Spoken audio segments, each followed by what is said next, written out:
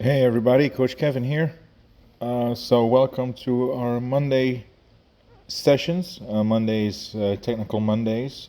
So we usually start off with juggling, so the kids get a couple of hundred touches on the ball. There's juggling variation, and then we go into the main topic of the session. We're in periodization wise, we're in week one of attacking in attacking third. So we start off with smaller numbers.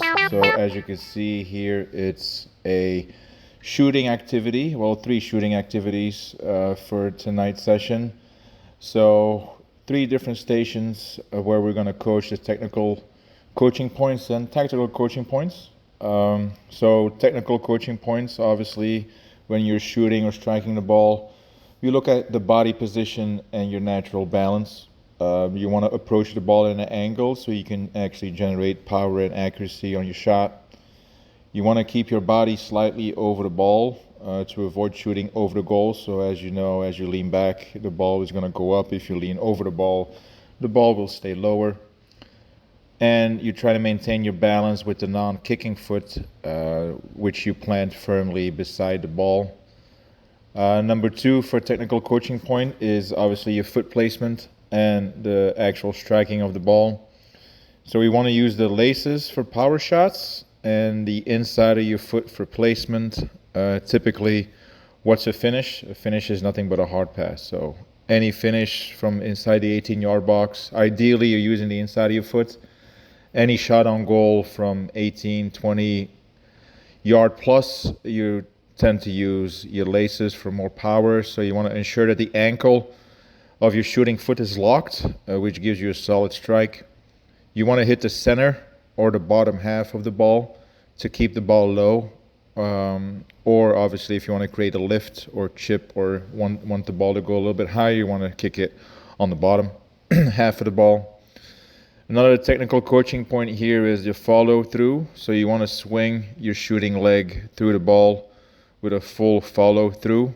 So the form is actually very important. You can coach the form here depending on what age group you coach.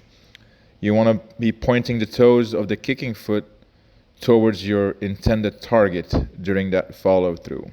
So that's really important. It will also show and teach the kids how important it is to actually finish the move. So those are basically the technical coaching points. Tactical coaching points, believe it or not, are also included in a shooting activity. So we're going to look at decision making. So we want to encourage the players to scan before they shoot for goal to see where the goalkeeper is at. As a coach, you would also like to stress the importance of choosing the right type of shot. Are we going power versus placement, inside versus outside of your foot, etc.? And you want to highlight the need for composure under pressure.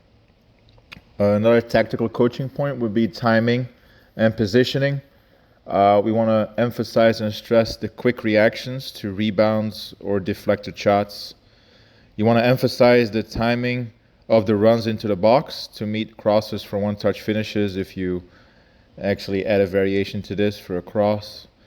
You also want to ensure players to recognize the best shooting angle and adjust accordingly. So typically you would like to finish far post because a good goalkeeper will always cover near post. So a little bit of space you might have is probably found far post, so you want to finish far post.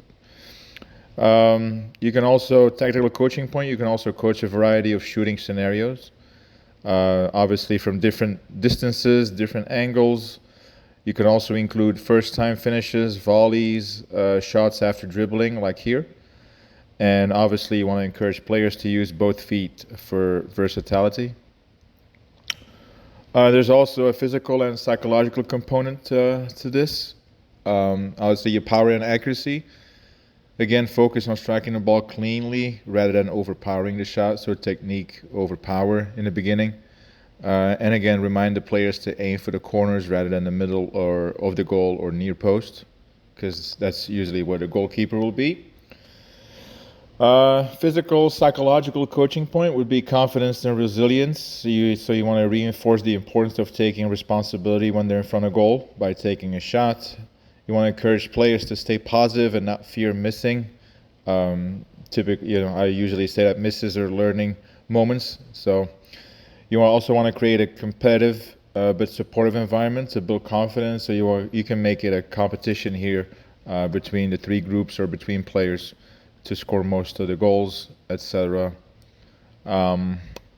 Practical tips for these sessions, obviously, if you want to simulate realistic scenarios, ideally you have goalkeepers, but also included here 2 stations with just mini goals.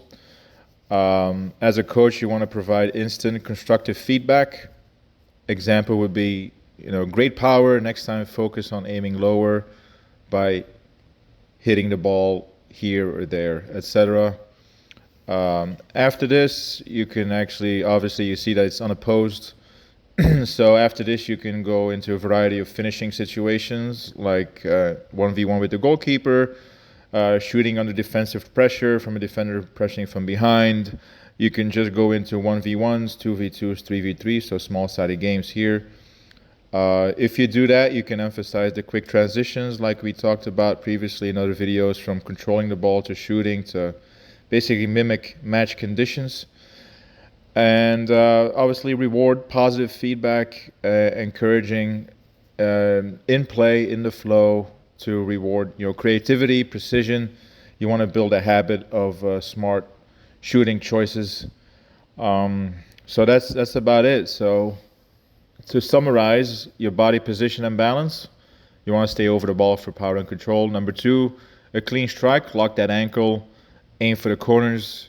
3, composure under pressure, stay calm, read the game, take a chance. You can only score goals when you take shots. And obviously, as a coach, try to practice different scenarios, volleys, first-time finishes, angle shots from different angles, left, right, center, etc. So organization-wise, when you look at this setup, so as you can see, I have 3 setups. So one would be just running with the ball, so a dribble and a shot. You can use mini goals, you can use the big goal.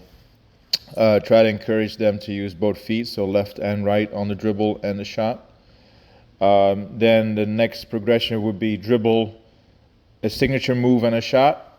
You can do step over, scissors, soul roll, drop your shoulder, etc. So you want to encourage players to find their signature move to pass the defender on the right and pass the defender on the left. As a coach, you can also show them a combo or maybe a move they can do. And then I also include a third station where you want to include those, so running with the ball, shot, or dribble and skill move and a shot. But then after the shot, you turn around and you play a little give and go with your teammate. Your teammate will shoot for goal, turn around, and do the give and go again. But again, 3 different stations. And if you're doing mini goals, you can also let them come in from different angles, right, left, and center. But again, it's a fun practice for all. Kids tend to like it because there's a competition factor to it, and obviously kids love to shoot, and the more bangers they score, the happier they are. So yeah, the competition kind of increased the intensity and the focus, discipline level for that. If you use this as a warm-up, after a dynamic warm-up, you can go into your 1v1s, 2v2s, 3v3s. But this would basically carry you a good 45 to 60 minutes if you rotate them in those 3 different stations, or if you just have one station centrally, but you want to have those repetitions with the players. So you can go from dribble and shot, you can go to the dribble, signature move and shot, and then you can go into your shot, and then the give and go, and then they get the ball. So that's it for Monday night. I'm looking forward to a great session here with my boys, and I'll talk to you tomorrow. Thank you.